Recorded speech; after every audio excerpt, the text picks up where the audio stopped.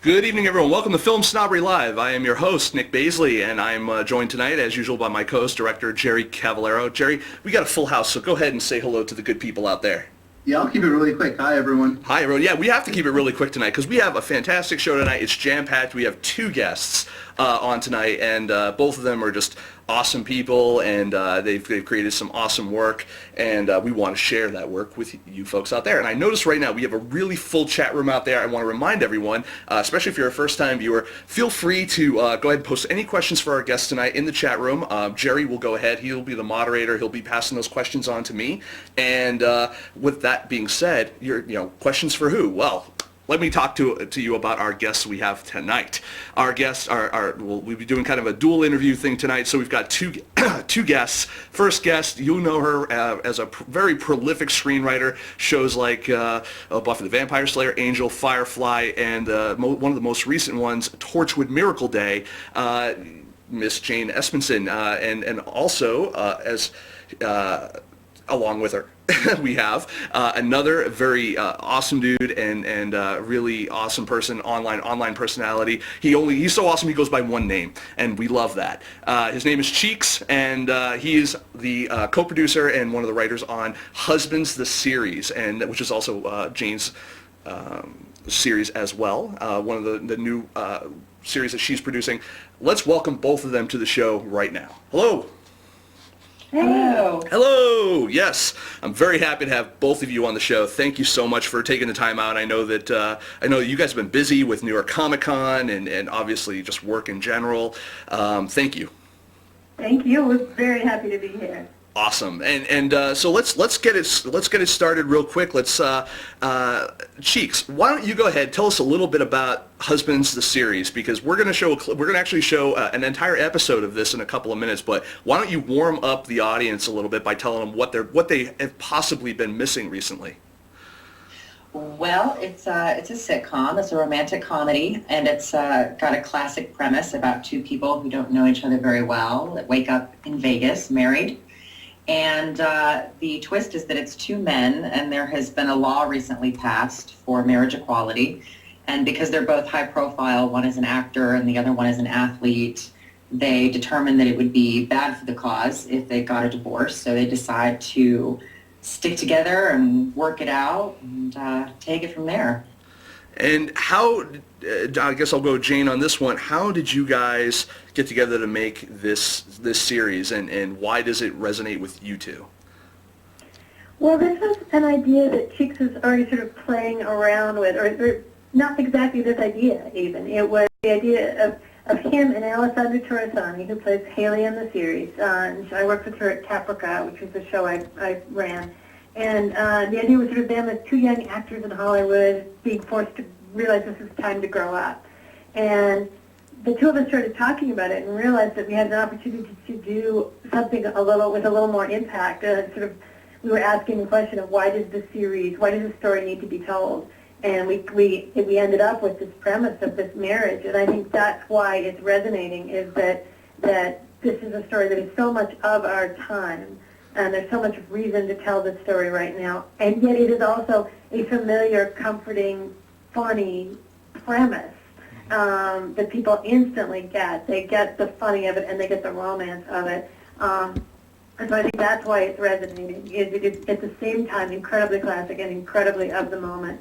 And it really has connected. Like, we have this incredibly passionate group of fans who have found the show online, who are just sort of watching and rewatching and reviewing. We haven't gotten a negative review yet, and so it's clearly clicking. It's connecting with people. And Cheeks, I'm looking at the chat room here, and I'm seeing so much love in the chat room for you here. And what is, what do you attribute, people just loving your personality? People, I mean, you'll have, whether it's gay men, straight men. I was reading the comments even in the, for all the videos, and, even a guy will go out of his way to be like, I'm a straight dad, but I love you and I love the show. How do you respond to that, and how are you, what do you hold yourself up to be in terms of a personality? Wow, what a question. I don't know.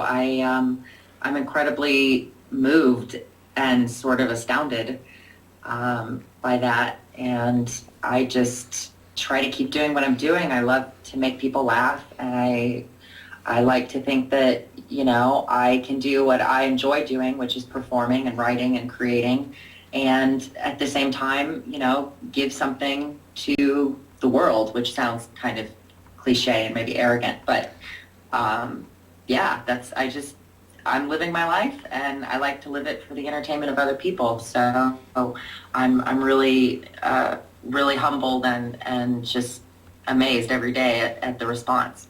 And another kind of just quick follow-up question to that. I mean, do you ever feel sometimes, you know, because you're very out there, you're very I don't want to use the word flamboyant, but you're just you're a large personality, you know. I mean, whether it's you're on the screen, I mean, even some people in the chat room are saying, you know, wow, you emote so well. You could be a silent film actor, and you'd still be able to come across.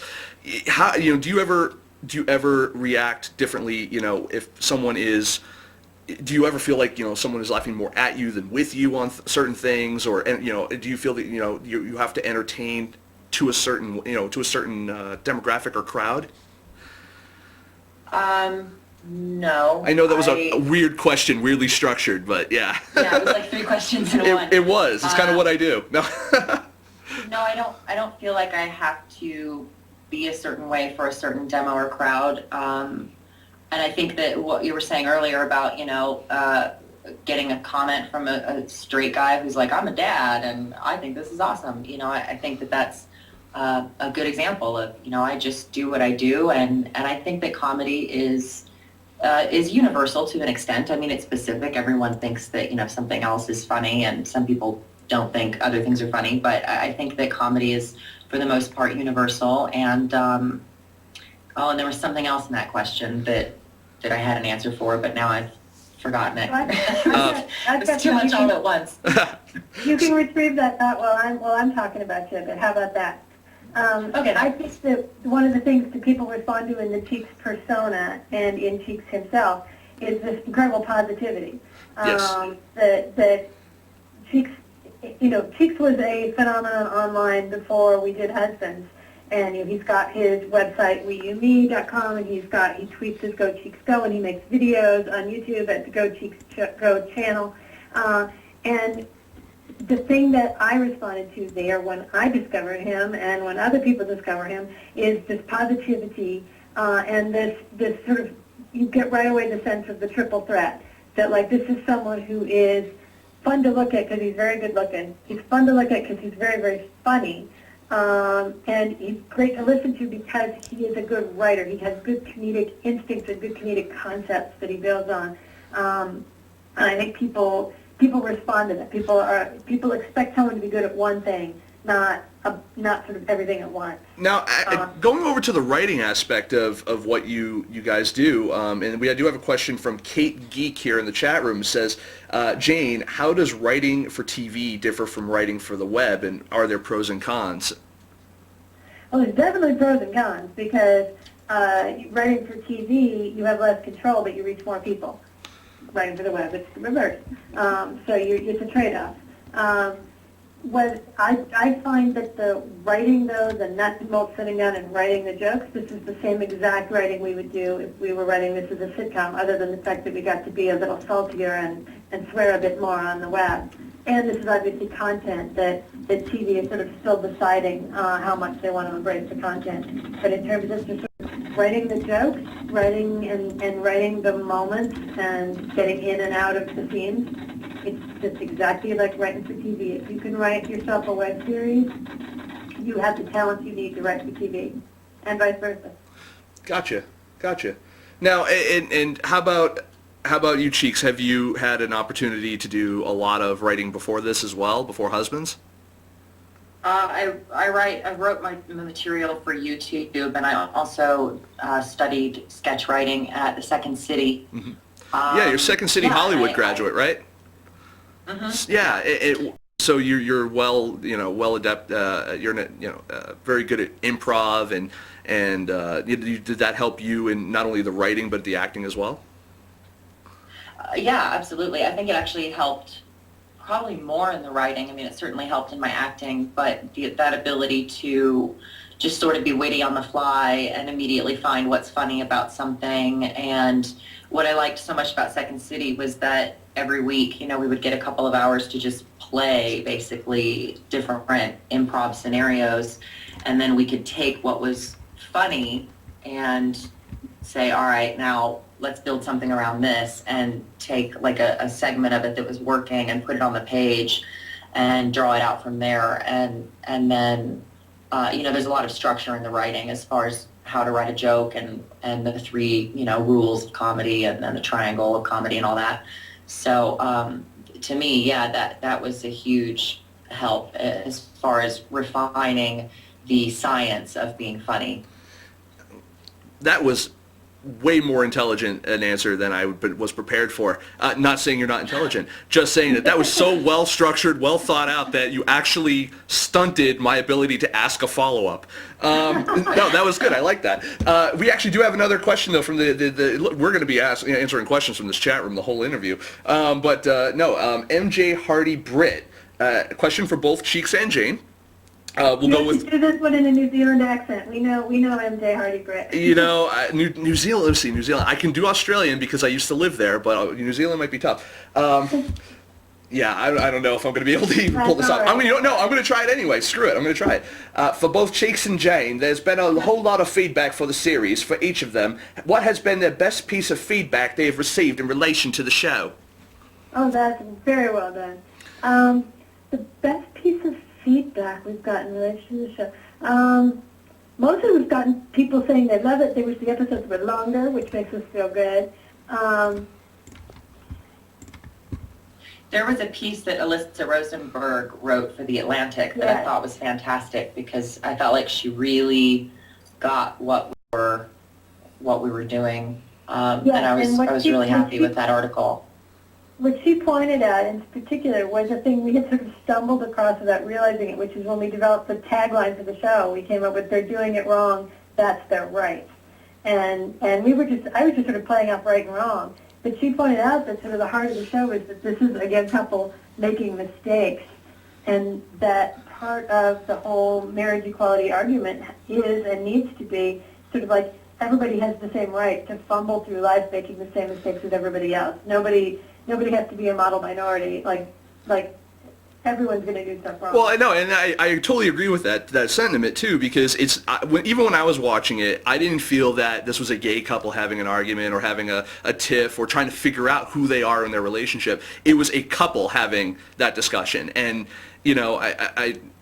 I really identified with the relationship aspect of it. It didn't have to be gay; it just was. Right. And I think that's not only a sign of really good writing. I think that's also a sign of really good acting. In terms of the two main characters, Cheeks and your co-star. I mean, it wasn't like watching a gay couple. I mean, obviously, there were humorous elements to it, there were gay elements to it, but I mean, I was watching a couple. And that's exactly what we wanted. This is a young couple making the same mistakes any young couple makes. Now, we got another question here from Ben New Creative for Jane.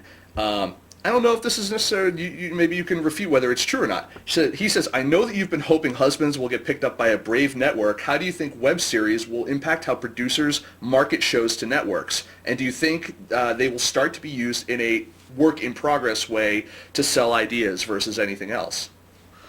I hope so. I think it's a really smart way to update the notion of spec scripts, which is the traditional way you got hired in TV was to write spec episodes of shows that already existed, and then that spec meaning speculative. You weren't really submitting it to be produced. You were submitting it in hopes of getting a job. Then that turned into you write a spec episode of your own pilot. So you're saying, here's the kind of show I would create. And now I'm thinking that the next wave, maybe instead of writing the spec pilot, you write and shoot the spec pilot. So you could go, and here's how it feels up on its feet. And if that's the case, that's the road we're going down. And we'll see. I don't know yet if that's going to become the new standard or if the script will remain king. But I certainly found it very, very educational to go past the writing stage and into the shooting stage for my own, for Husbands, which we wrote together. Now, in terms of getting this whole production together, I mean, are you guys, I would assume as whether it's as you're an actor or a writer, you're kind of used to having one job on the set. When you're working on a web series or an independent film or something like that, your role is greatly expanded above and beyond, just I'm a writer, I'm an actor. How did you guys each deal with kind of the added responsibility of getting this together? I mean, or was it, did you guys take your experiences that you've already had and really apply them, so that you didn't have to? I mean, how was the production done? We were both doing multiple jobs. Chicks, you want to talk? Because we were we were doing some writing there on set a little bit. Yeah, we did. We did a little bit of, in between takes or whatever, just sort of sitting around like, well, what if we said this? Or I think the crew was kind of a barometer as well. If we thought a joke was really working and the crew didn't really react, we would surprise them, like between Jane and I, say, well, let's try this line and see how they react. And, there'd be a big reaction and we think, okay, all right, we'll change that. I mean, writing was really I feel like the only other hat that I wore on the set, because I trust Jane and Jeff, our director, Jeff Greenstein. I trusted them so much about all the other decisions as far as, what looked good and what the performance should be like and whether or not we were going to make our day. So I really just tried to focus on being the talent, which just means sitting around eating M&Ms while everybody else does a bunch of hard work. Really, so. With all the green and brown M&Ms taken out. Including buying breakfast burritos for the crew in the morning and stuff. But I was also, doing other projects at the same time. So sometimes I would be writing an episode of some other show during the breaks between shooting scenes of Husbands. So there was a lot of multitasking. And though, for all the multitasking, for all the hard work, I mean, for what you guys are putting out on the net, and we haven't actually shown a clip yet, which I think is the next thing we need to do, to kind of let's introduce, for those who aren't fans of Husbands yet, who should be, let's introduce them. We actually have, we're going to show you the entirety, because they're only a couple minutes long. We're going to show you the entirety of episode 3, and when we come back, we'll have a little bit more here with Jane and Cheeks, and hopefully you guys are enjoying so far. Keep the questions coming in. We'll try to get to as many of them as absolutely possible. And see you in a minute. Hang on. I think we need to set up episode 3 a little bit. Oh, well, okay. Let's set up episode 3. Go ahead, Jane. Which is, at this point in our story, they have woken up, they've realized that they've gotten married, they've got this marriage certificate, and they are worried about whether or not this information has gone public. And so at the end of episode 2, they are just realizing that the public may have heard that this famous actor and this famous athlete have gotten married. So that's where we are heading into episode 3. Look at you. That was the most professional kind of segue into something I've had on this show. So thank you for that. So everyone out there, enjoy Husbands episode 3. We'll be right back.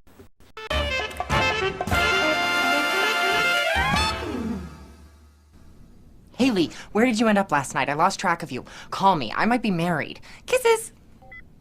First baseman Brady Kelly shocked the sports world last year by letting us know which team he really plays for. And now he's added to his stats with a quickie Vegas wedding to the flamboyant actor known as Cheeks. Wonder if Kelly gave him a diamond.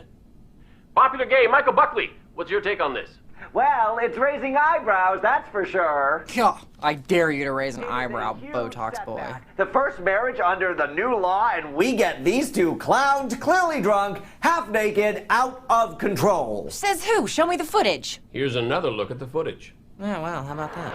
In closing, I would like to thank the Academy and the rest of America can suck it. You can suck it. You can suck it. Can I? What's the news look like? Well, from my POV, yay, publicity, plus we look cute in shorts. And from my POV? Remember that 9/11 thing? Oh, and that was the head of GLAAD on the phone, and they'd really preferred if we didn't emerge from our drug den and file for divorce 10.5 hours after we get married. We'd be Brittany. Well, on the upside, we'd be Brittany. No, I'm not gonna be the first gay divorce since the new law. We have to stay technically married for a while. What? Straight people do this all the time. In fact, if we weren't gay, this would be a hackneyed premise. I'm a role model. I'm a professional ball player. Do you understand the hell I went through to come out? Oh, you mean a few people have said some not nice things about you for a year? Try every day since I was 12 years old. Don't worry, it gets better. But it's gonna look so bad for the cause. So what? So you sacrifice your entire life for public opinion? For the cause? What if this wasn't a sacrifice? What if this marriage worked? Cheeks gives an inquisitive look.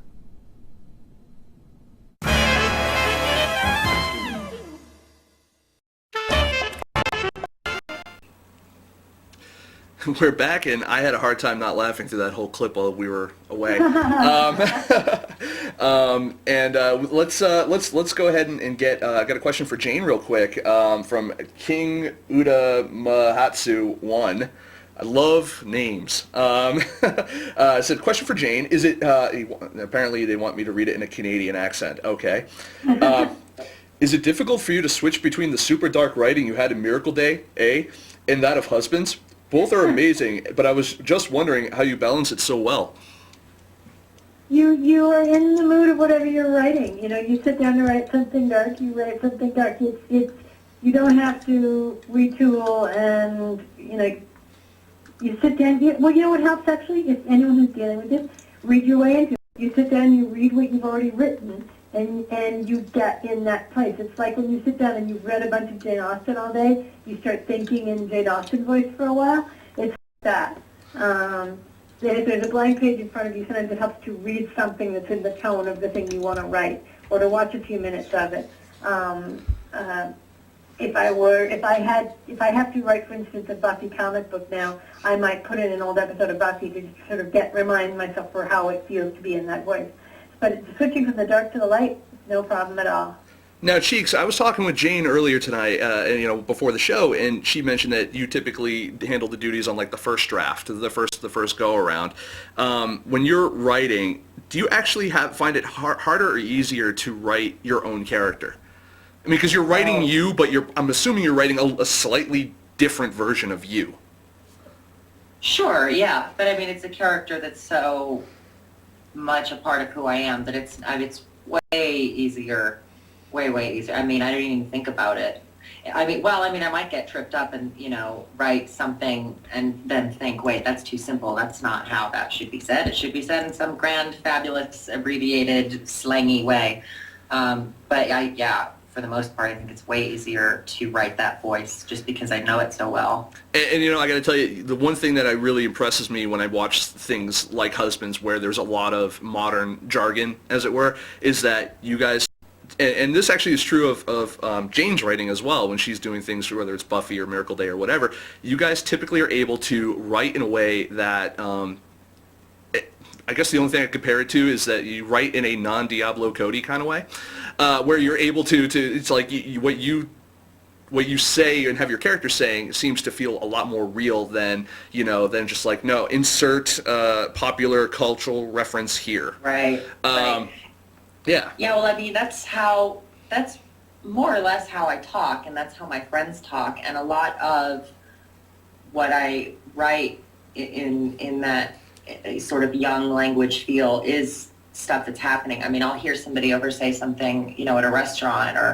or one of my friends. I have a friend who's always calling me and telling me the new slang. And like the other day, my new favorite thing is gel box, which means jealous. So like, I'm so gel box of those shoes. And like that's what a small circle of people in Hollywood are saying right now. So I'll put that into a script because, I hear my friends use it. And so I think that it's an authentic thing to begin with, which is why it flows more naturally. It's funny, actually. X of 1013 on the chat room says Cheeks needs his own Cheek Speak dictionary. Which actually, I'm not gonna lie, I think that or a Cheek soundboard would rock. I'd put that on the show. I would say something stupid, and it would be, I just press a button and there would be a comeback there, but it would be all Cheeks. That kind of is like the Cheeks self. You have ringtones, yes, Cheeks? I do. I have ringtones on iTunes. The name of the collection is Put a Ringtone on It. So if you search Cheeks on iTunes, you should be able to find that. And yeah, I would definitely, I'll have to put that on my list of things to do, to maybe put out another album of updated phrases and sayings and such. Nice. Yeah, we actually had another comment here from the chat room. Ben Jamsky says, I'm embarrassed to say that this is my first taste of husbands, but now I know how I'll be spending my night after this. Yay! Thank you, Ben. So, and actually we have let's see, there was another question. I think it got lost. I think Jerry Slack, and it got lost in the thing here. But it basically said that how do you guys deal with all of the social media and stuff that you guys have been getting off of this? I mean, you guys have a lot of fans that basically learned about even this interview from, say, Twitter and Facebook. And how do you guys manage your online personas and kind of interact with your fans? I mean, do you find that to be do you find that to really help in terms of even the viewing numbers of Husbands and other stuff that you guys do? Yeah, absolutely. I mean, it takes a village, that's for sure. We work with Brian Rada from Brian Rada Consulting, who's really done a fantastic job at helping us keep everything there's so many different accounts and passwords and things to keep up with, and he really has done a fantastic job in helping us keep all that straight. And I mean, it's enjoyable, it's, for me, it's not a thing on my agenda. I like being able to go on and see different stories or hear different things that people are saying, or see the different lines of the show that people resonate or are responding to, that resonate with them.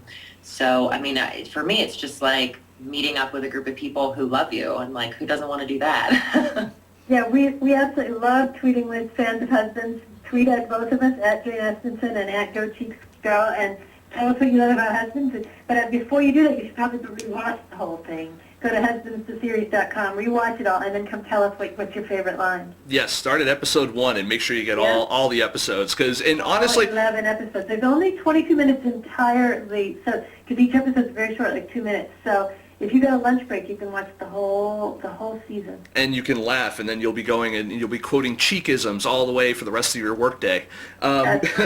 We do have another question from Sam Bard Prince. Okay. How many seasons do you foresee Husbands having, as in how long do you feel you can continue acting, writing for this show? I'm sorry, I screwed up. He said also in a French accent. I will at least just add a for that. And I feel that will segue us enough into it. What do you guys think? I mean, how long of a life do you guys see your Husbands going for? I think it could go a very long time, because a lot of these newlywed shows, the newlywed premise wears off after a couple of years, but at that point everybody's so invested in the characters they want to keep going. And I think 10 years from now, Brady and Cheeks are, running a kennel and adopting 5 children and running a kennel. We have a Dalmatian plantation. I will say, introducing the Jack Russell Terrier was absolutely hilarious. I thought that actually was my favorite. What's his name? Jack Russell Terrier mix. Yeah. Yeah. Do you guys typically end up having to split up, the comedic duties of the show? I mean, how often do you guys rewriting each other's jokes? Or, I mean, are most of the stuff that stays in there, as far as the colloquialisms, is that mostly Cheeks? Or how is the script actually, when it's all said and done, if you had to put percentages on it, is it a real 50-50, or is it, turn out to be more of like a 70-30? I guess it's 50-50, but it's sort of different tasks. I think most of the joke writing might be Cheeks, but I gave it a little more of the structure, figuring out where to have certain things happen. I don't know. Do you feel that most of the jokes are yours, Cheeks, or did it end up being more 50-50? Oh, I feel like it's very 50-50. I mean, more than really anything I've ever worked on collaboratively, I think that it's an awesome fusion. And that's one of my favorite things about it is, I don't feel like I'm accepting credit for something that I didn't really have a lot to contribute to. And I also don't feel like I'm sharing a lot, for something that I did all the work on. I mean, it was actually really fun when we started showing the episodes. I noticed that every other week, different lines would, people would tweet their favorite lines and quotes and things. And one week it was, the line that stands out is a Jane line. That was something Jane wrote. And then the following week, the line that would stand out would be something I wrote. And so I really feel like there's, just a perfect marriage, if you will, of our writing styles. And, and so much of it is, I would set up a joke and not have a very good punchline, but I'd just put something in there to, sort of fill it in, and then Jane would go in and fill it in. So she'd have the punchline, but the joke wouldn't exist without the setup, and it worked that way, vice versa as well. And our joke voices are very, very similar. One thing I do well is chameleonship. Like, I can sound like another writer. That's a good skill to have for a long career in TV writing, because you're trying to sound like the showrunner of your show, the person who created your show. So if I'm writing on a Joss show, I'm trying my hardest to sound like Joss Whedon. So I tried to sound like Cheeks. But the great thing is Cheeks already sounds like me. Like, the way we write, we already have very similar senses of humor and very similar approaches to jokes. So it's hard to tell which jokes are Cheeks and which jokes are mine, because we sound like each other. And in fact, there are some jokes that I now no longer remember which of us wrote, because they've got both our fingerprints on them. They feel like both of us. We also did an interesting thing, which is we treated it the way you would a real TV pilot that was going to be on broadcast TV, is you bring in other comedy writers to help you do a punch-up session. So we did that too. So some of the jokes actually came from other Hollywood TV comedy writers who came in and helped us punch it up. So we were very lucky to get some high-level comedy help in there. So more cowbell came from a friend. I love that. I thought that was good. I love that one too. That was neither one of us. Yep. And so actually, Kate Geek here in the chat room says, I've already used IDEHTW in real life. Nice. I don't even have the words.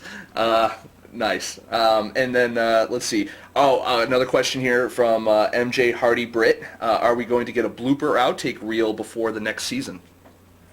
We were hopeful that there would be some bloopers and outtakes, but our editor informs us that because these were also handheld cameras, the cameras were usually pointed the wrong way when something funny happened. So I don't think we had that. We did film casting sessions and things, but I don't know, we have to talk about what we need to do in terms of supplemental content. And let's see here. Okay, here we go. Another one from Kate Geek, actually, for both Jane and Cheeks. Moving forward, if you make it to the boob tube, will you keep up with the internet content for your fans who found you here and have a strong connection because of that? And I guess that is a kind of good question, because you do see things that start out online and then they move to something else. And I think there might, do you feel that there could be a disconnect between that online crowd, that online fan base, and say, a traditional television fan base? Oh, not a chance. I think maybe with a different creative team, but if I could have it the way I would have it, we absolutely would have a lot of supplemental content to have online, and hopefully, I mean, I intend to make that part of our pitch. I have great ideas for what we would keep online, and it wouldn't be just, there'd be episodes on television and then little mini clips or something online. It would be an entire separate story, sort of like the Battlestar episodes that you worked on, Jane, that were specifically for the web, and they featured characters and had whole storylines and arcs taking place. I feel like there's a whole world we could create online that would actually not only simultaneously run with the television series, but also exist during hiatus, during the summer and things like that. Yeah, and one of the things that I was really struck by when we started getting fan reaction to this was how international Husbands is in a way that TV never is, because it gets, it's limited by country. You don't get American TV shows in another country unless they're purchased there. But if there were a way we could keep our web content international so that those fans who wouldn't get it on TV would still be able to follow online, that would be ideal. Awesome. And we do have another question for Cheeks, specifically from Arcane Dream 68. She says, or he or she, I can't tell, sorry. I've been an artist all my life and am now considering being an actor. I am wondering what inspired you to be an actor and how long did it take you to get where you wanted to be? Which I guess also begs the question, are you where you want to be? I am exactly where I want to be, and I'm exactly where I feel like I need to be, quote unquote. I don't know if any one thing, I mean, I grew up performing, and I remember, like, I could barely walk, and I would stand up on the counter at fast food restaurants and sing Jingle Bells to people. And so it was just sort of a natural thing for me. And then I was definitely more interested in the creative side the older I got, and I started a film club in high school, and then actually came to LA to study film, and I wanted to go into writing and directing. And my film professor, I made like a spec music video for one of my classes, and my professor said, because I was in the video as well, she was like, why aren't you in front of the camera? Like you can do the behind the camera thing when you're in your 50s and you've made all your money. You should be in front of the camera until then. And so I thought, well, okay, maybe you have a point. And I went back into performing, and that's when I started doing Second City. So I can't say that there was any one thing that inspired me to become an actor. I think that you have to really care about it more than anything, because you have to put up with a lot, and it's a lot of hard work, and it's a very weird world. So I think that you really have to have it in your blood. And actually, Yeah. that actually kind of segues really well into another question, a related question here from Happy Bum XD. When you guys were deciding on which career paths to pursue, how did you decide on, writer, actor, etc.? And was it hard considering, the pay and the competition? Because you hear stories, so many of them, of the struggling writer, the struggling actor, and, or the actor slash waitress slash, barista or whatever. I mean, what really drove you? I mean, how do you get that drive? And against all odds, to be honest, I mean, because the competition is so stiff out there. I'm sure talent is a lot of it. And Jane and I were talking about this a little bit earlier. And talent is a big part of it, but so is luck. Meeting the right people and stuff like that. I mean, what kind of what kind of drove you guys to want to, shall we say, put up with that? Well, people always say that for careers like that, show business careers, that you should only do it if you feel that's all you can do. You have to have it your only option, the thing you were born to do, the dream in your heart. I'm not entirely sure that's true. Yeah, you have to risk something to go for a career in show business, because the odds are against you, obviously, because it's such a desirable career. People want it and would do it for nothing. But there are ways too. I'm a very cautious sort of person. I did not move to LA until I had a job waiting here for me. I didn't just jump in. I got not just a college degree, but graduate degree. So I had what I thought were marketable skills. So it wasn't me sort of casting everything to the wind and going, show business or broke.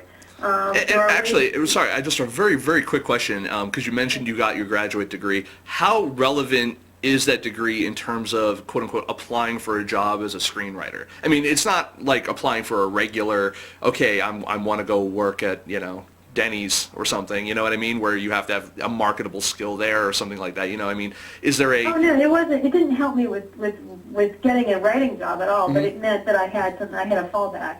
Gotcha.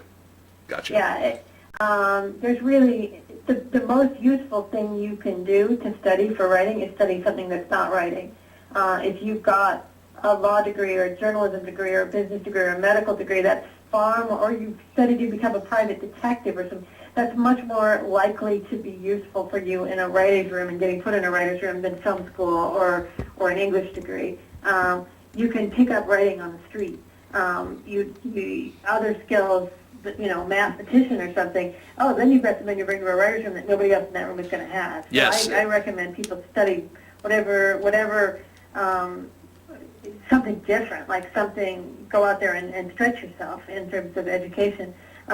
But there are ways to throw caution to the wind and move to Hollywood and put all the chips down. And there are other ways to get in a little more cautiously. People shouldn't feel that in order to make an attempt to be a writer, they are giving up every other option. That's true. I would agree to that to an extent. I'm the kind of person that works well under pressure, and when I don't have any other options, I know I'm going to succeed because I don't have any other options. And I'm right there with you on that one.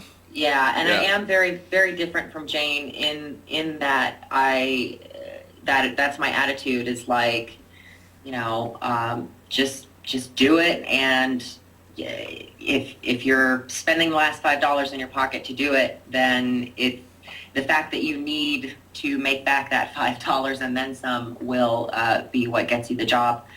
I think that it's easy to, I understand caution, and I think that it's a fine line between playing it safe and never doing anything because you don't take a risk, you know, and the greater the risk, the greater the reward, and there are a lot of people, unfortunately, that that doesn't pay off for them. But I also think, you know, people talk about how fierce the competition in Hollywood is, and it is. I mean, everyone's an actor, everyone's trying to do something more than what their day job is. And at the same time, one of the first things I learned when I came here, and forgive me because it doesn't sound like a very nice thing to say, but 80% of your competition are hacks. They really are. They can't show up to an audition on time. They may or may not be talented. They may have just gotten it in their head that they're going to be an actor a month ago, so they're giving it a shot. You know, they may care more about the car they're driving than what they're working on, and that's going to get in their way. So there are a lot of things that people are motivated for the wrong reasons, and it narrows itself down pretty quickly. And so I think that if you make an effort to get to know everyone you can, be open-minded, be diligent, and put yourself above the rest in that sort of a way, you know, through being punctual and being friendly and being good. That will actually, in and of itself, exactly be right. a huge advantage.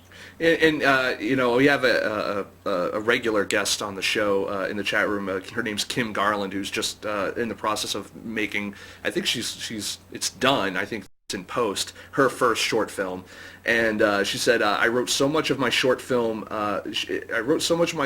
sprint during Jane's writing sprints on Twitter, and felt so inspired writing with Jane, you know, in terms of her script.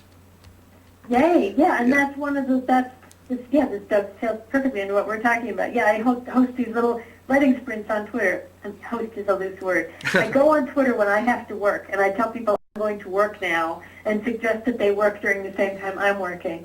And this has turned into this sort of motivational thing that people love, because they know I'm here working, and they know, you know, a bunch of other people are working, and it's that great feeling. You feel like you're in the reference room at the library where you're surrounded by people working, and you get great amounts of work done in a short amount of time because you're not pausing. You're just working because everyone knows you're working.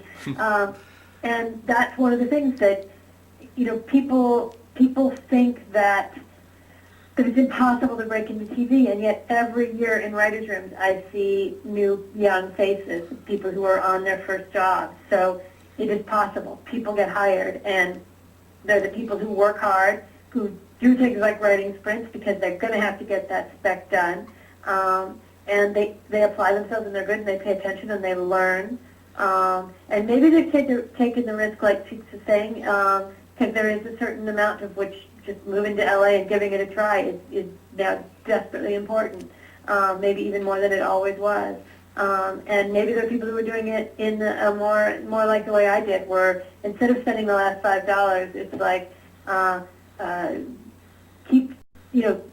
just keep the $5 in your pocket to do everything else. Well,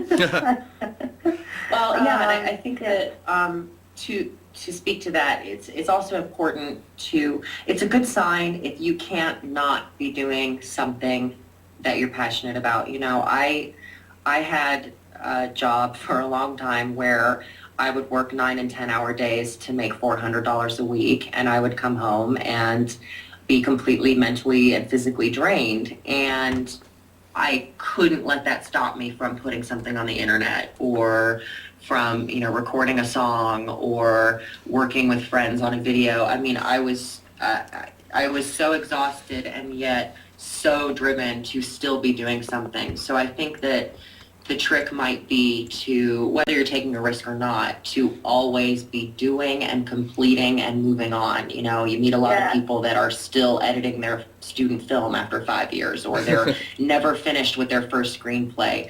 It is incredibly important to be doing it, to finish it, and to let it go and go on to the next thing. I think that's maybe the most important thing. And Absolutely. I think everything Cheek said, people should pause and replay if you have that facility, because that is really, really, really brilliant. And yes, so many people who I if I ask someone that I want to read their spec script and they don't have it there ready to slap into my hand, that's when you are forestalling any opportunity for good luck to happen for you. Good luck happens when you're ready for that moment when good luck happens. Yeah, and that, you know, you're getting a great response from the audience from that. I mean, first of all, people are saying it's the College of Jane, and I'll even add in Cheeks to that, and that you, was it MJ Hardy Britt says, I love that Cheeks is always giving to the world no matter what, and you know, in terms of, you know, even just content. And one of the things that I want to ask is do you ever find that sometimes interacting with your fans, whether it's you know, during a writing sprint or something like that, does it ever get distracting to the actual work? You know, I mean, and maybe Cheeks, it's a little different for you because, you know, what you do is so interactive with your audience, you know, when you put the content out there, that, you know, might be a little bit different. Maybe that's just for you, it's more quote unquote part of the job. But what about you, Jane? Like when you're doing these writing sprints, do you ever feel like when you check in that it's more of a, oh no, I was just, you know, is it more of a distraction than anything? No, not at all. I love interacting with the fans. It's so much fun that yes, sometimes there'll be a thing where it's like, oh, I've been treating and interacting and having fun so long and I haven't done that writing, but that's when I do a sprint. That's when I go like, okay, gotta go do the work. And by doing it as a writing sprint, I'm sort of still connected with the fans even when I'm off doing my work. So I've sort of found a way to do both. But yeah, it's not just that it's part of the job; it's that it's the fun part of the job. Nice. How about you, Cheeks? I mean, when you're adding content, you're getting stuff out there, and you're interacting. I mean, is the, you know, are you? I guess the question is, you know, when you do it, are you doing it for the fans, or you do it more so for you? Is it a combination? I mean, how do you integrate your fans into the work? Well, I mean, I do it for them, so yeah, I think it's all the same thing. It's a synergistic sort of.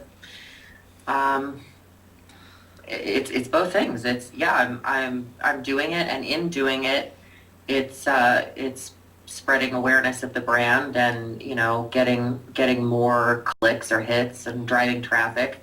But at the same time, that's, you know, obviously that's not what's motivating me. I mean, what motivated the whole process was creating something that people would like, and and through interacting with people, and familiarizing myself with sort of the culture of the internet, I think, and submersing myself in that. It's really fun to see the popular elements of what's on people's minds, or the way people talk, or ideas that exist out there, and then putting that into something and putting it back out there, if that makes any sense.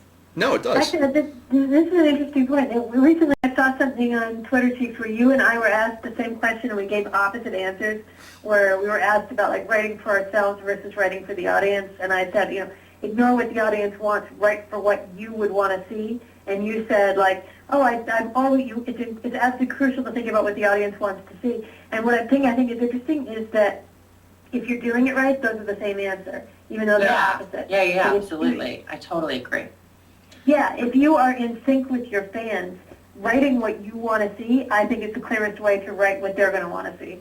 Yes, I think that's brilliant because it can be confused with pandering to the audience, oh, well, the audience wants to see, I don't know, blood and gore or whatever the case might be. And, adding blood and gore into a scene that doesn't need it just because that's what the audience wants, it's not that sort of on-demand writing for viewership. But, yeah, completely being in sync with what the ideas and sort of like what's bubbling in the zeitgeist, being in touch with that, and then being able to create it and give that back. Yeah. Yeah. Nice. And Cake Geek actually has a question about the future of husbands. Will there be a wives, aka lesbians? She said hopefully. Or rather, Yeah, she said actually, hopefully. Sorry, I read that incorrectly. She said hopefully. Good line reading.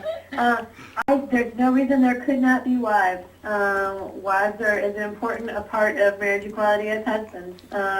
We just happen to write husbands, but if husbands is a big hit, who knows? They have friends. Who knows what Haley's going to get into? We could spin off anything. We could lovingly spin that off. Nice. And let's see here. Now, one of the other things that you guys are so supportive of, and as we're talking about, wives and husbands and lesbians and all this, is you guys are also involved very heavily on, like the No Hate campaign that's online and all these other things. I've even seen, there's even the quote of, in Husbands of it gets better and all that kind of stuff.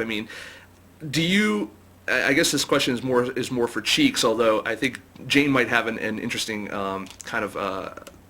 she might have an interesting perspective as well because she writes so many well-written gay characters.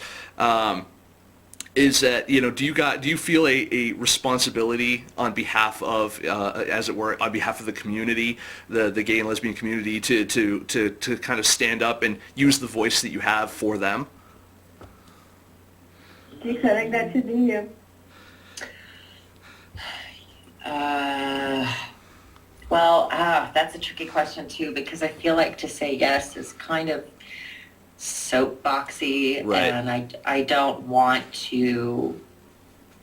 I don't know. I guess it's sort of in the minds of the audience. I do what I do, and if you interpret that as taking a stand or speaking to represent a community, then hey, that works for me. Well, because one of the things I like about Husbands in particular is that it's not didactic. I don't feel that you are on a soapbox and shoving, whether it's a lifestyle or a law or a whatever, down my throat, even as a straight guy, and as you just allow me to enjoy this window into this couple's relationship. And right. Yeah. And yeah, I just wanted to create something funny, and I think that the funniest things come from what you know really well. And my life as a gay man and living in Hollywood and being a child of the internet and all of that, I just took all of that and put it in a thing and said, here you go, here's my thing, here it is. And there's no intent of trying to be the voice of anything or lead any sort of movement. I think that to assume a leadership role is sort of to kind of shoot yourself in the foot. Sort of like it's one of the things I like so much about the Occupy Wall Street movement is that there is no established leader, and that it's sort of a message of the people. And so maybe I'm the voice of the people, but not one single voice, a device in which all of the people speak. Mm-hmm. Yeah, and Kate Geek here in the chat room says, I think it's not so much that they are representing, quote unquote, us, being the gay community. It's more like their voices are our voices. So, yeah. Sure, and my voice will not be some other person's voice, and I don't think that's specific to being gay either. So I think that's the beautiful thing about the internet is one person says, here's this thing, and other people say, oh, I resonate with that, that's my voice, or this is what I think is funny, or this is my perspective too. And it doesn't have to be specific to your sexuality or your background or your income status or your age. And Yeah, so I put it out there for the people that will resonate with it, not specific to any sort of demographic. Now, on the other hand, though, Chick, suppose if we're going back and forth, writing drafts and sending each other jokes and things, if I had written a joke you found offensive and didn't want to say because you felt it would reflect badly on the community, wouldn't you have said, no, I feel I have a responsibility? Well, I wouldn't have said that I feel like I have a responsibility. If it's a cheap joke, if it throws the character under the bus, or if it makes a group of people look bad just to be funny, then of course not. But I mean, if you were writing, if we had some evil mob boss or something who made some crass homophobic joke, or if we had an evil gay villain who was a drug user and, was this horrible representation of a gay person, I wouldn't object to that, because that kind of person does exist. It's only when I feel like there's no real point and it cheapens it just to make a joke or something, that I would have a problem with it. But again, that's not specific to any demographic. I mean, I wouldn't have a character say that's retarded for the same reason. That would offend me, and that's not something I can personally relate to. But yeah, we have a responsibility to anyone who might be victimized by humor to not victimize them with humor. I don't see it as a responsibility. I'm sorry, I didn't mean to cut you off. No, I didn't mean to cut you off. I don't see it as a responsibility. I see it as a sensitivity and a kindness. I wouldn't be that way to someone's face, so why would I put that in a work of art or entertainment? That's good. Mm-hmm. No, there's so many comments here going on in the chat room about this specifically that it's, first of all, one of them was Occupy the Gays, which I thought was really funny. And another one, Ben Jamsky says, just like Anonymous, the message is important, not the leader. And more than one occasion, people are saying that they think Husbands is the show that will kind of open the doors for other shows to take this idea and expand on it. And that, I hope so, but I hope we get a chance to expand on it more first. Yeah, MJ Hardy, Cheeks is super polite in this interview. He always is, but extra polite today. I don't know. Maybe did I catch you on a good day, Cheeks? Is that what it is? I'm having a good day. Because we can curse on this show, and we're more than welcome to. It's the internet. We can do whatever the hell we want. Well, just because you can do something doesn't mean you should. Oh, I see how it is. Now you're going to make me the asshole. No kidding. Well, I mean, don't get me fucking wrong. I have body count, saying if I want to. But, no, I mean, yeah, I try to be kind because I think that there's no point in not. Well, and also, I think that not just being kind for the sake of being kind, but also to sort of be unique, because there's so much humor on television and on the internet. It's so snarky, and it's really funny to cut people down, and I think it's kind of easy to do that, and the whole insult thing and the cynicism that was really popular in the 90s especially. Mm-hmm. I like to see characters that really care about each other, and they, even when things are hard, they lift each other up, and if they give each other a hard time, they're doing so in jest and lovingly, because I think that that's the kind of relationship that you want. Those are the kind of relationships you want in your own life. And again, another comment that I had something to follow up with, completely forgot. No, that's someone else here in the, let's see, who was it? FSR 2011 says, a bare honesty, rare these days. No, it's kind of interesting as far as seeing how Husbands is put together, how it's been received so far. And you mentioned the cynicism online, and cynicism in general for some people in comments. How do you guys... I was, like I said, I was reading through the comments on like YouTube and stuff on a lot of the episodes. I didn't see a lot of, or any for that, now that I think about it, any bad comments. Have you guys received any negative feedback on the show so far? And how do you guys deal with that? I mean, obviously it's the internet. A lot of it you can just hit delete and it goes away. But I mean, how much of it is founded? How much of it is unfounded? And how do you deal with it? Well, there hasn't been a lot. Yeah, there hasn't been a lot at all of negative feedback, and I will leave it, if I see a negative comment or something. I mean, unless it's outright, hateful with homophobic slurs or anything. But I really haven't seen anything like that.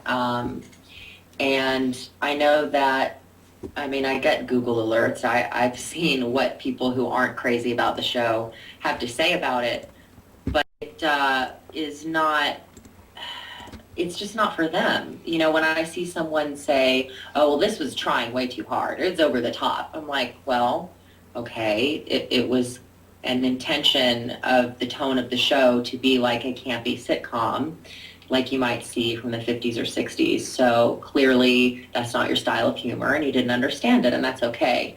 And I had a friend recently who was in a video that went viral, and got hundreds of thousands of hits, and called me and was like, how do you deal with people saying that you're hot and that they want to marry you, and thousands of other people saying that you're the ugliest thing that ever walked, and this and that. I'll tell you how I deal with that. I say thank you. I just say, that's it. I say thank you.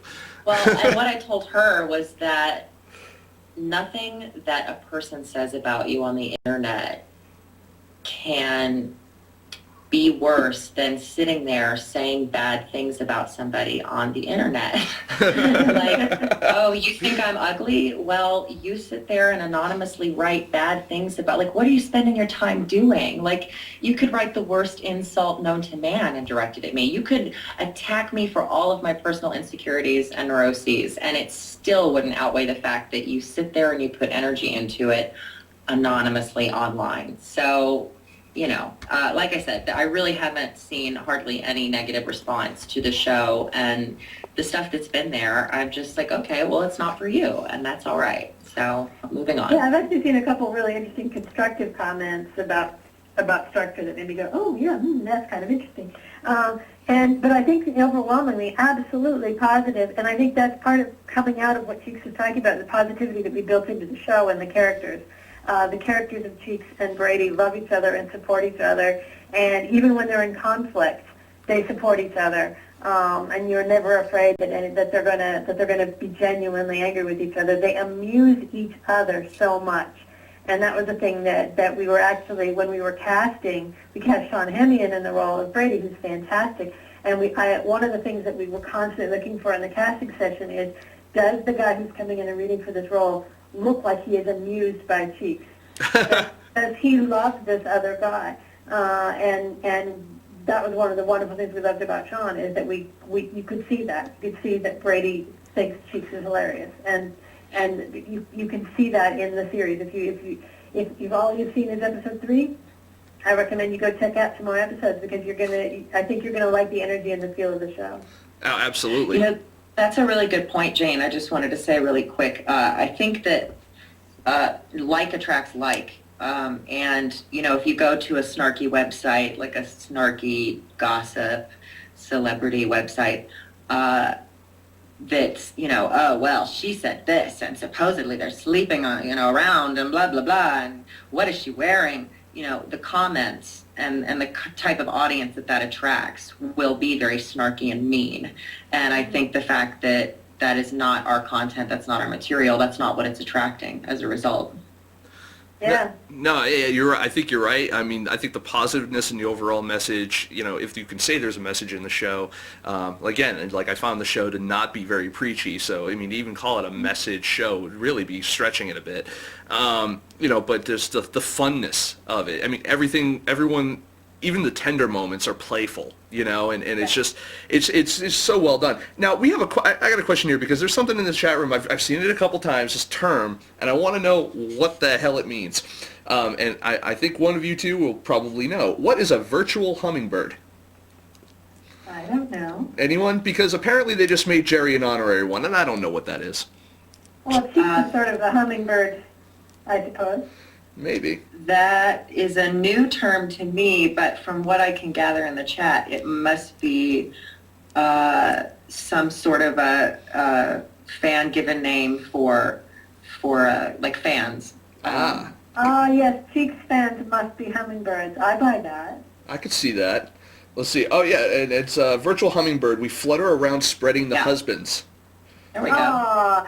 Oh, right, because they're sort of going out there and sticking their noses in flowers for us. They're going to websites and ways that we can reach out to fans. And I've seen people today tweeting to celebrities on Twitter to get them to retweet links to husbands. And so, yes, of course, they're hummingbirds. That makes perfect sense. There you go. So you have yourself, you have a term now. So, excellent. Instead of like your adopted children. So I know we've kept you on actually a lot longer than we intended to, and I'm loving every minute of it. So thank you so much for giving your time. I want to know, and I'm sure the audience wants to know. We'll start with Jane. What's up next? I mean, what do you have up after Husbands? I mean, are you going to be doing another season of Husbands and also working on other projects as well? We hope to do more Husbands. We are getting set now to meet with various people to find out how Husbands could go forward. But the big news today is that I'm working on another show called Once Upon a Time, and today we found out that we got the order for the rest of season 1. So we got our what they call the back 9 order. So we're going to be That's right. very, very, very exciting. Champagne all around. That's right. It's Miller time. Awesome. It's so exciting. And Jane, I want you to know I sit on my hands when I watch it because I'm resisting the urge to call you and be like, what's going to happen? You can ask me, Cheeks. I'll tell you anything. I know, but I don't want to know. I'll take you up on that though. I will totally. I'm a spoiler nut. I don't care because I'm one of those people where I'll see all the spoilers, but I'll still go see the movie anyway or whatever. And honestly, I've heard so many. I've seen a lot of commercials for Once Upon a Time. I actually haven't watched it yet, and the only reason is because I don't have a television. But my plan is to, you don't need to. You go to abc.com. You can see. You can see the episodes of Once Upon a Time online for free. Go there then, and then actually go to Husbands first, people. Go to husbandsandseries.com, and when you're done with that, go to abc.com. I hope ABC's throwing you a little extra couple shekels for that. Nice. And so you've got Once Upon a Time, and it is. I'm assuming that's going to keep you busy for the duration. Yes, that will keep me busy for a long time. That's fantastic. And what about you, Cheeks? I mean, you've obviously you're a huge hit on Husbands, and just by the chat room I'm seeing here, I mean, so many people just love what you do. And are you going to continue focusing primarily on this for the time being, or are you going to go ahead and what else do you have going on? Tell them all. I would love so much to be able to keep working on Husbands. It's a world I love so much, and I love these characters, and it would I think it would make me the happiest if I could really, keep this going on an even bigger and better scale. But yeah, I'll be focusing on getting all of that and moving that forward with Jane. And as well, I'm working on launching the official version of my website, We You Me. We're in a beta phase. We've been in a beta phase since April, and so we're moving forward to launching a more realized version of that with video programming and a webcomic and a couple of different things. Oh, awesome. And I also have a couple of tracks around here for music that I've been itching to record. So there may be some new music by the end of the year, but it depends on what I get accomplished with the website. That's my first priority. Awesome. So that'll include new Cheeks videos and a couple of different sketches on YouTube and things like that. Awesome. Well, hopefully, with all the work that you're doing, both with Husbands and the website and all that kind of stuff, hopefully we'll have you back on talking about that again sometime. And Jane, thank you again so much for also taking your time, and you are certainly welcome back anytime. I mean, everyone in the chat room can't say enough about the both of you, and I know that you're also you've been a part of Script Chat before, which is a great resource for independent screenwriters, and I'm just happy to see everything that you're doing for the community as a whole, and you're providing us with all some entertainment that we all can relate to. Thank you so much. This has been a blast. I'm glad you had a good time, and I'll with that, I guess it's a great segue to let you guys go, and hopefully you guys I just cannot wait to see what happens next. Thank you so Well, much. thank you. Thanks for having us. I appreciate it. Thank you. Have a good one, guys. You too. Bye-bye. Bye. Bye-bye. All right, everyone. That was Cheeks and Jane Espenson from Husbands the Series. I'm really just so fantastically honored to have them both on the show. They're just such fun people. That being said, we do have more show, believe it or not, because this is the internet and we don't need to worry about things like time limits or anything like that, although we do try to keep it around an hour. But we have more show. We're going to do a quick ad from our good friends at Indie Picks Unlimited. Now, before you guys tune out, let me tell you something quick about Indie Picks. They're like the Netflix of independent film, but they don't suck. In as much as they're not trying to split up, call themselves Quickster, then changing their mind. Netflix needs some Prozac is what happens. But Indie Picks Unlimited is independent films, streaming, great stuff. They got a great selection. You get your first month for free, and they got a low price for your monthly fee. We're going to show you just a quick little ad for them right now. When we come back, we're going to go with our Indiegogo project of the month, the week, and then we'll go from there. So stay around, stay tuned. Be right back.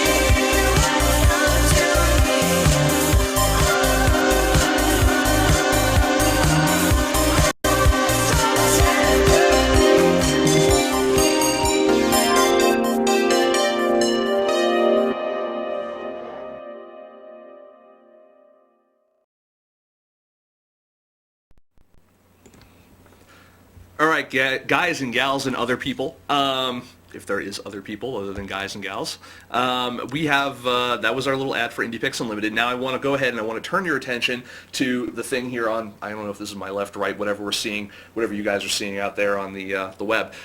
There is a Indiegogo Project of the Week that we're doing. We've actually already had it on as our Indiegogo Project of the Week, but I really believe in what this guy's doing.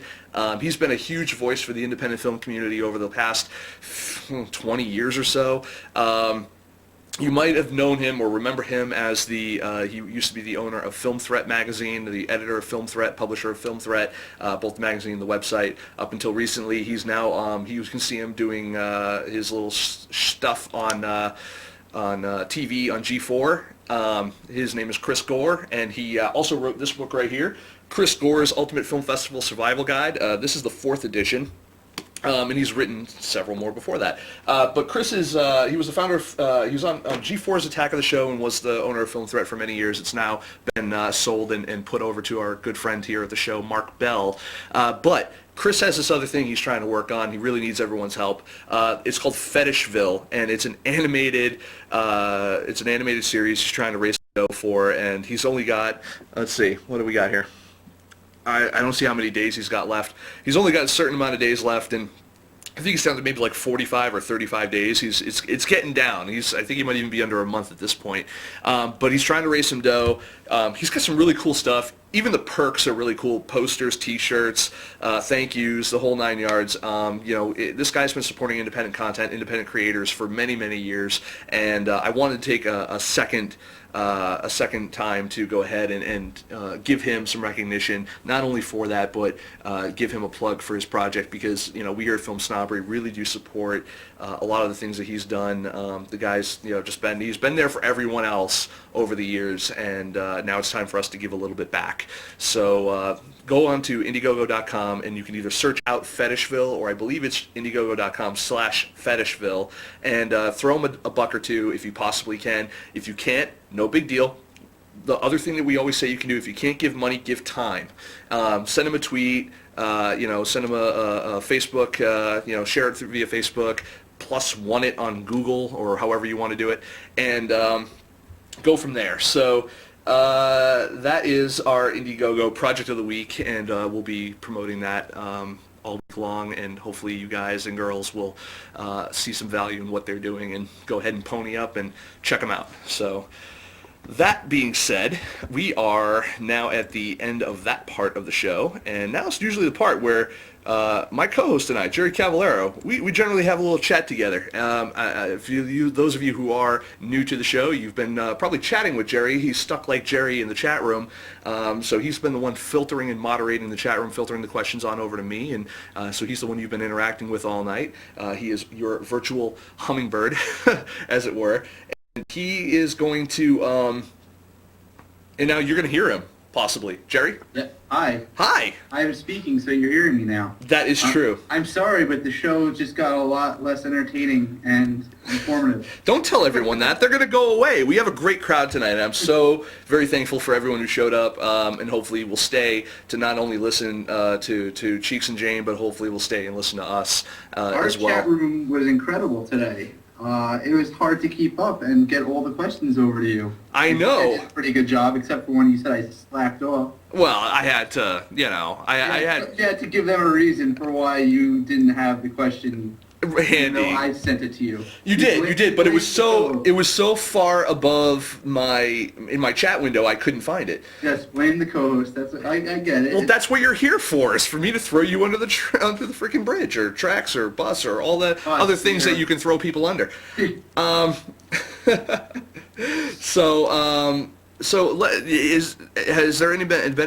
Has there been anything good going on this week that you've been able to kind of identify or see that you want to talk about this week?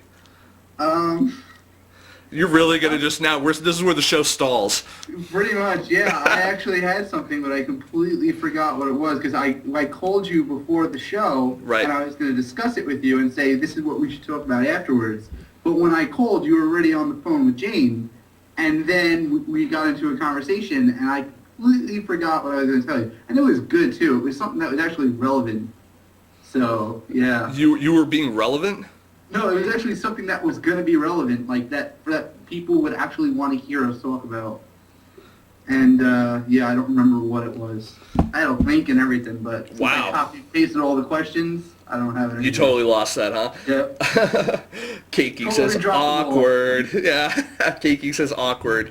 Look at them quibble. Look, I'll be honest with you guys out there. If you guys are of the gay or lesbian persuasion, you will love this show just because it's a great opportunity to watch two straight guys bicker like an old fucking married couple. Yeah, pretty much.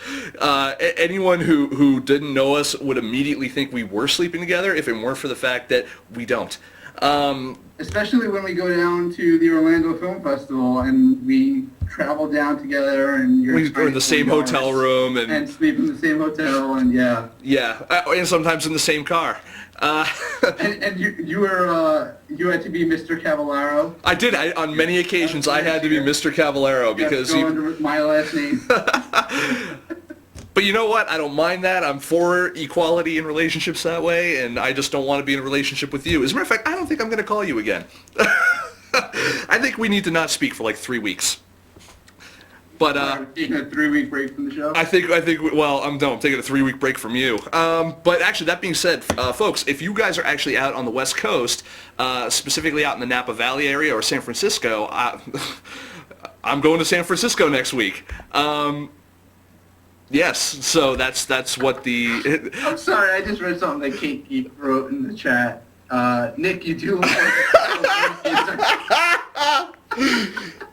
Sadly, not the first time I've heard that. But well, you'll take that over sloth, so. Really, you're going to introduce our new audience to that? I hate you. Yeah. Jerry, I hate your face. No, folks, I'm going to be in San Francisco and Napa Valley next week for the Napa Valley Film Festival. I'll be doing a critics panel there. For those of you who don't know me and what I do, yes, I host this show. I'm also a film critic. I work exclusively with independent films and filmmakers. I also do consulting and speaking. I know that's a scary thought considering that you've heard me stammer all night long over questions, but I do some public speaking and whatnot. Yeah. So I'll be on a critics panel out there at the Napa Valley Film Festival and basically enjoying an entire week of free hotel room and wine and all that kind of fun stuff because that's the perks of the job. But yeah, Kate Geek says, in response to "I hate your face, Jerry," she says, "But you love other parts of him, right?" I do envy his hair because he has some. I decidedly don't. I'm quite bald. And no, I do not want to dip my bald head in oil and rub it all over his body. So there. Seinfeld reference. Total Seinfeld reference. So anyways. I'm just saying that because then they might be like, oh, that's what you guys did in Orlando.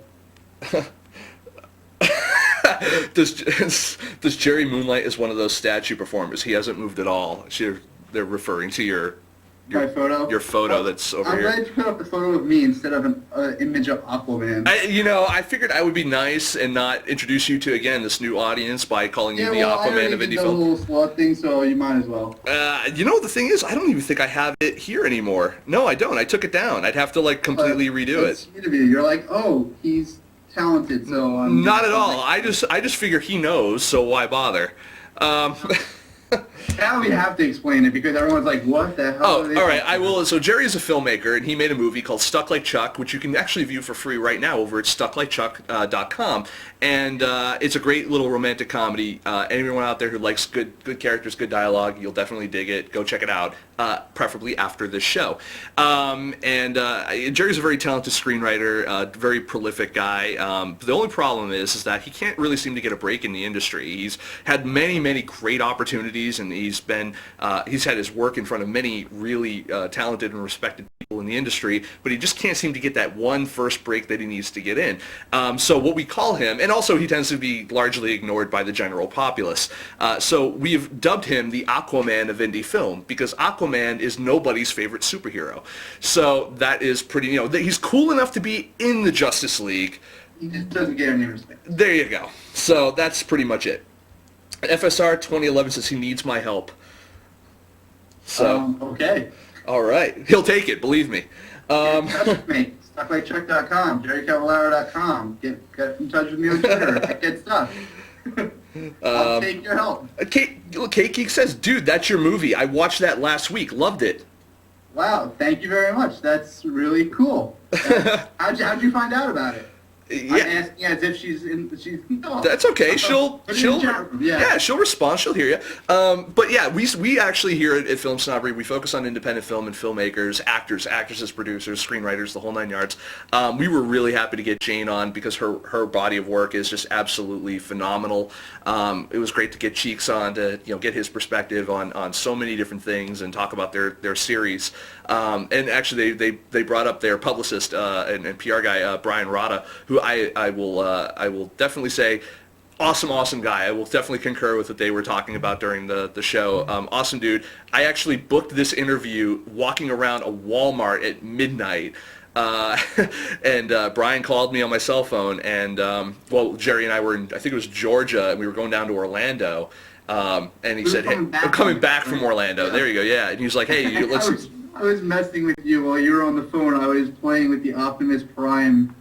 We were in the toy section of Walmart. We passed by, so I kept hitting the button, and you kept walking away. Apparently, Kate got found your site. She uses StumbleUpon a lot, and your website came up. I watched, I laughed, I cried, etc.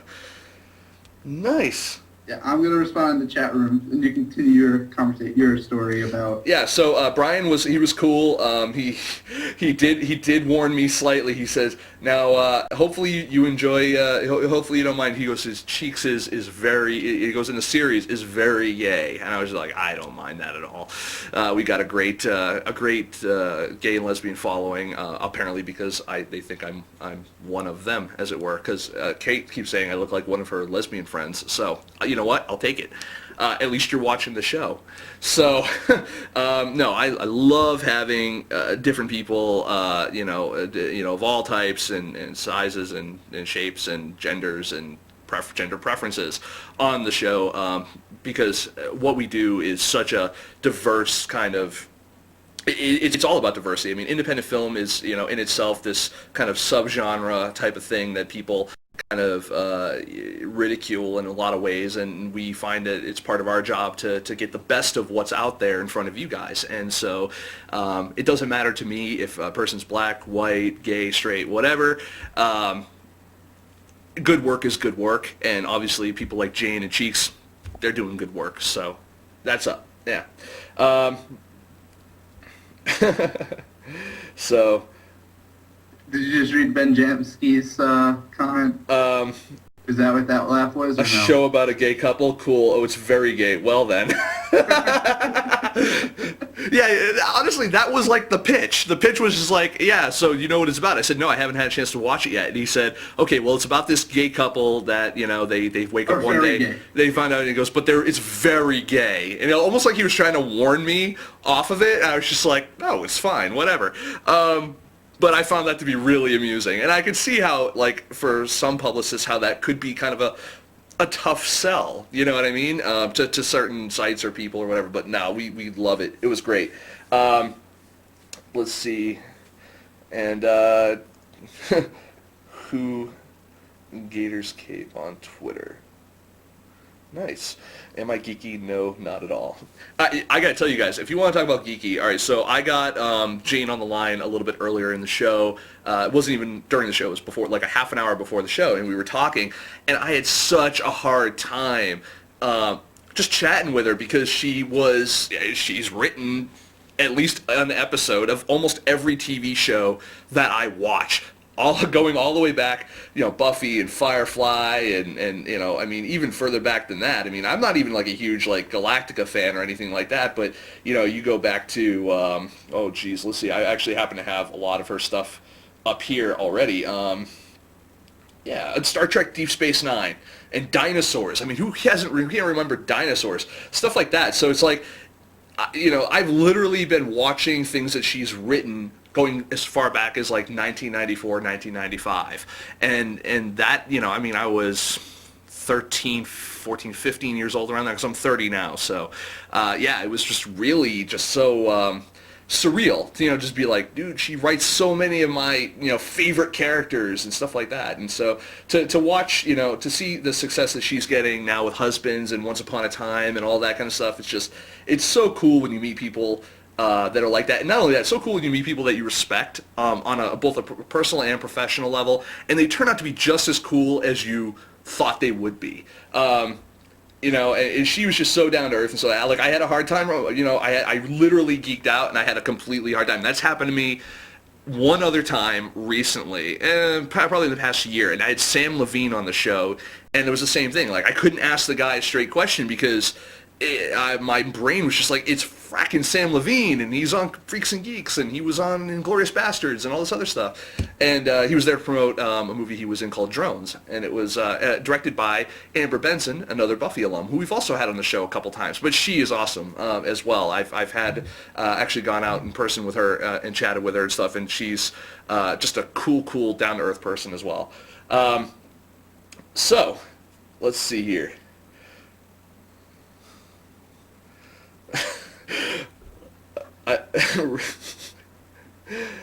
Let's see here. I think Brian's gonna have a heart attack when Cheeks listens back to the full podcast. But anyway, you know what? Honestly, let's see. Kiki, my pickup line is I'm a Gators, Scaper, Hoovian, Browncoat, Babylonian, Trekkie. What are you? The ladies love me. Love that. That's a good quote. I like that. That being said, folks, you know, we've been on now for about an hour and a half, and we've had a great night, great guests. Next week, we're actually not going to be here. I apologize to anyone adding this. Archive of this show should be up in the next 24 hours or so, because I've got tons of other stuff to post as well. We just came back from 3 different festivals, and we'll be posting a bunch of interviews with other filmmakers and writers and stuff like that as well over the next few days or so. I'm leaving on Tuesday to go to San Francisco. I'll be in San Francisco for a day or so. Then I'll be over in Napa for about a week. I'll be in San Francisco again for another 24 hours or so after that, and then I'll be flying back home to Massachusetts where it's cold again. Happy to go to Napa in November. But that said, folks, try to join us here as much as you possibly can every Thursday night. Again, not next Thursday, but every Thursday night at 10 p.m. Eastern Standard Time here at FilmSnobbery. live.com, or if you're on checking us out on Justin TV / I think it's Film Snobbery Live or something like that. I don't really use their link very much. Join us in the chat. We always have great people. We've got tons of we got tons and tons and tons of great stuff and great content coming, and we hopefully will be getting more great guests like Jane and Cheeks on in the near future. Hopefully we'll keep all of you guys and girls out there as viewers, listeners. If you want to follow us on Twitter, we're twitter.com/filmsnobbery. You can also follow us on Facebook, facebook.com/filmsnobbery. Please like our page, and you can go and check out new interviews and stuff like that. Filmsnobbery.com every day. We've got great columns, great interviews, great reviews of independent films and other stuff. It's great. It's such a great site. And I don't just say that because I run it. It actually is a great fucking site. So that said, let me see. Hold on. Let's see. Yeah, someone asked, do we have a backlog of episodes that you can watch? Yes, you totally do. We actually will be posting our new show archive page in the next couple of days or so. In the meantime, you can actually look up Film Snobbery live over on Blip TV. Blip.tv, and all our episodes are there as well. We will, so we'll be getting a show archive link up here on the main site, filmsnobberylive.com, in the next couple of days or so. We just totally redid the site recently, so there's a bit of a, changeover for a few things, and you know how it is. So we'll get you straightened out, and so. That's it. Followed, liked. Also, follow Jerry, twitter.com/getstuck. And go to his website, www.stucklikechuck. That's not why I was going to interrupt, though. I was actually going to say, before we ended it, speaking of Twitter, though, at Quinn_art, they wrote in on Twitter saying that they were really sad that they couldn't join in for the show because they're on iOS and the show is Flash. Oh. So I just wanted to give them a shout out and say we're sorry, but hopefully you'll be watching this in the archive. Yes. So, and by the way, the archive is H.264, so it doesn't matter if you're on an iOS, it doesn't matter if you're Android, it doesn't matter anything. You can watch all of our shows on any device because that's what we do for you guys. That also being said, if you are using an iOS device and you want to watch this live, download the Justin TV app, the viewer app, and you can actually watch our show on that. Okay, I wish I knew that because that tweet was from an hour ago, and I just kept forgetting to mention it. That's okay. That's all right. But yeah, now I know for next time. And if they watch the archive, they'll know for the next show. Yep. So sorry about the inconvenience. We'll get you on the next one. We do have some great guests that are in the hopper. And we're really excited to share everything with you guys. So that said, that's it, folks. You guys have a great night, and we'll see you again in a couple of weeks. And that's all I got. Good night, everybody. Bye, everyone.